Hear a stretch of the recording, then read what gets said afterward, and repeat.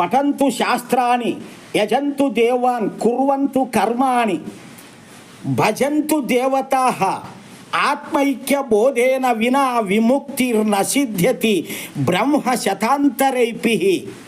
దీనికి ఒక భావము, షట్శాస్త్రాల్ని వ్యాఖ్యాన సహితంగా పఠించినప్పటికీ యజ్ఞాది కర్మలు వలన ఇంద్రాది దేవతల్ని తృప్తిపరచినప్పటికీ, కోరుకున్నటువంటి కర్మలు అనేకం చేసినప్పటికీ, శివకేశవాది దేవతలను భజించినప్పటికీ ప్రయోజనము లేదు అన్నాడు శంకరాచార్యులు. ఎంత తప్పుడు వాదం మాట్లాడాడో చూడండి.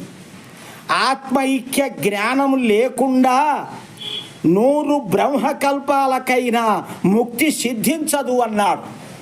ఎంతటి అజ్ఞానం బోధించాడు. అందుకే లోకంలో యజ్ఞము నాశనమైంది. యజ్ఞము చేసేవాళ్ళు లేకుండా పోయారు. నాస్తికత్వాన్ని ప్రచారం చేశాడు. తెలుసుకుంటే చాలు, ఇంకా ఏం అవసరం లేదు, ఇవన్నీ నష్టము అని.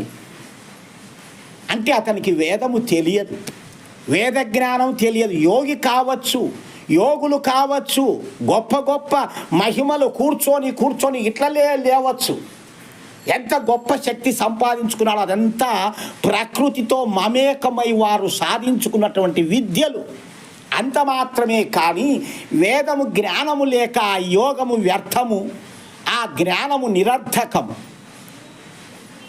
ఆయన గురువు బ్రాహ్మణుడు కాదు, ఒక వడ్రంగి.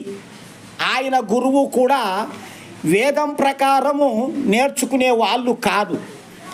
ఈయనను ఏదో వేద జ్ఞానాన్ని ఎవరు ఇవ్వకున్నట్టే సొంతంగా ఆయన గురువులే తయారు చేసుకొని బుక్కులు తెచ్చుకొని చదువుకొని బ్రహ్మసూత్రాలు, భగవద్గీతను, ఉపనిషత్తులు ఇవి తెచ్చుకొని వాటిల్లో ఉన్నటువంటి జ్ఞానానికి వీళ్ళ సొంత కవిత్వాలు రాసి తయారు చేసుకున్నారు.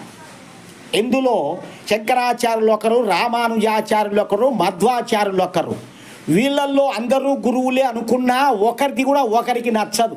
వీడు చెప్పింది వాడొప్పడు, వాడు చెప్పింది వీడొప్పడు. అంటే అందులో జ్ఞానం ఉన్నట్ట లేదు. లేని జ్ఞానాన్ని ప్రజలకు పంచితే ఏమైంది? మొత్తము నాశనమైంది. యజ్ఞాలు చేసేవాళ్ళు లేరు, వేదాలు చదివేవాళ్ళు లేరు, అందులో ఉన్న జ్ఞానం పంచేవాళ్ళు లేరు. ఈ జ్ఞానమంతయు కూడా వ్యర్థమైపోయి ఈ యజ్ఞము చెయ్యండి అంటే ఇప్పుడు ఒక పర్వతము మోసినట్టు బాధపడతారు, పర్వతాలను మోసినట్టు బాధపడతారు. ఏమయ్యా యజ్ఞాలు చేయడం అంత బరువా? గుళ్ళకు గోపురాలకు పోయి తిరగడం, పూజలు